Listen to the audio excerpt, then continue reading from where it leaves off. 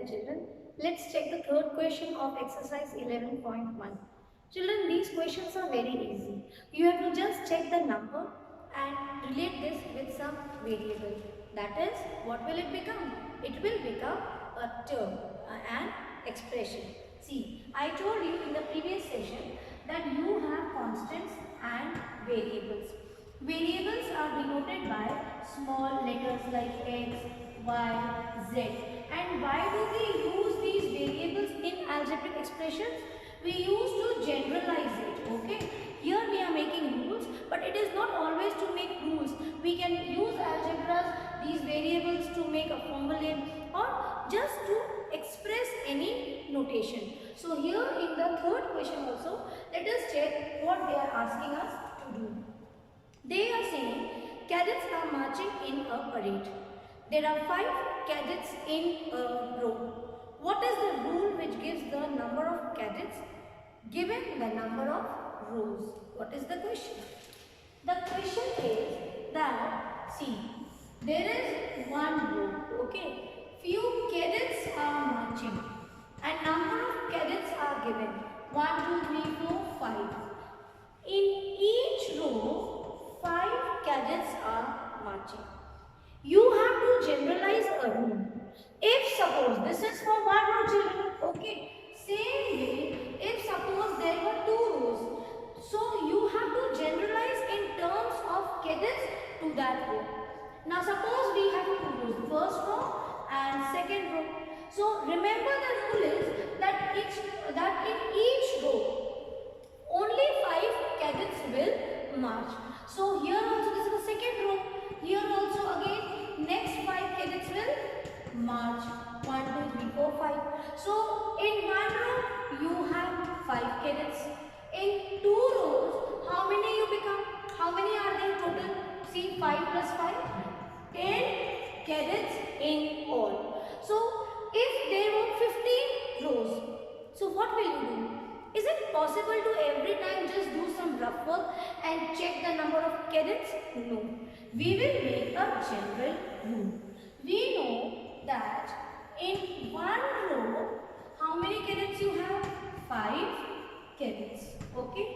Let us denote this row.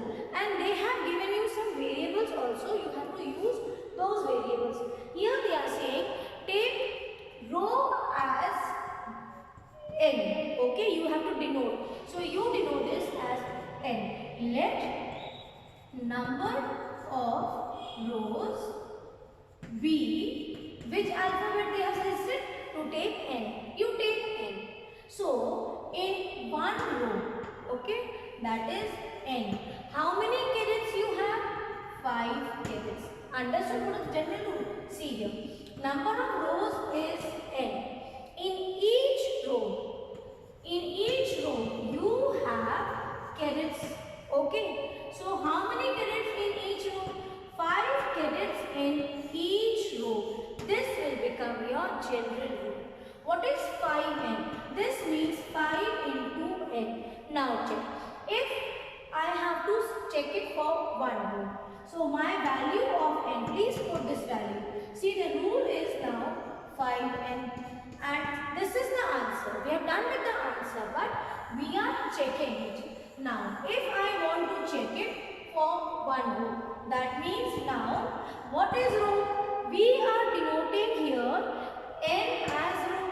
Suppose I want to check it for one row, n is 1. So, number of cadets. With this, what will you get? You will get the number of cadets. So, 5, value of n is 1. See, correct?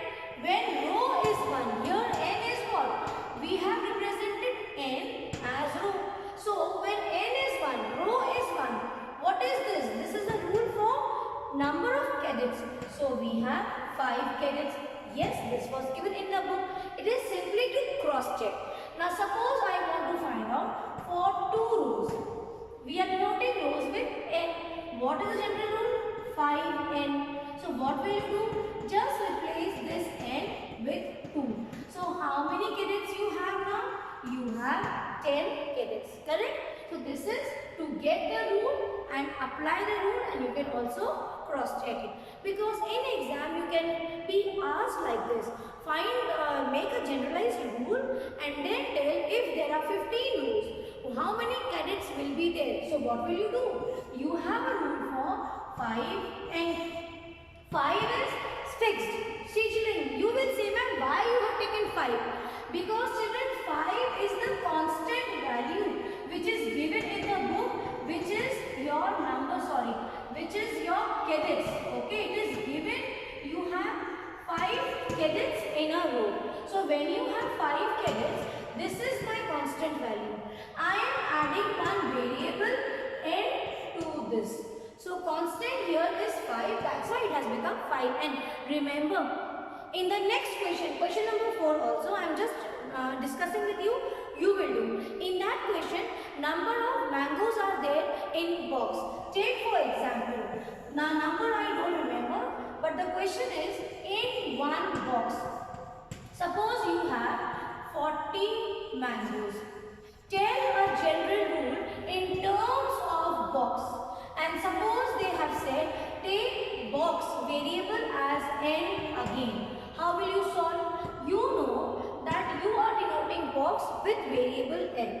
So you will take let box be n. Okay, this is my variable. What is the constant value? Number of mangoes in each box. So in each box, what will this become? If we have taken it as 40. So what will be the rule children? Rule will be number of mangoes, that is the constant value, with the box. So mangoes are constant, okay, 40 in each box. And if suppose there are 2 box, 3 box, this is acting as variable which we have taken it as n. So what will be the general rule? This will become 40n. A small cross check. I want to now check it with one box only. Okay, this is the rule. That means 40n. N is your box. So suppose I want to find out for one box.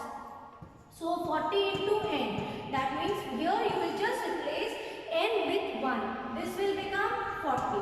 Correct. This was given. It's simply a cross check. In one box we have 40 mangoes. What about if you have 3 boxes?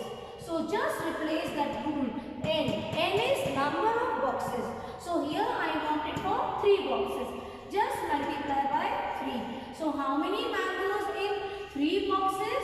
You get 120 mangoes in 3 boxes. So I hope you have understood how to make the rule and how to apply the rule. God bless you.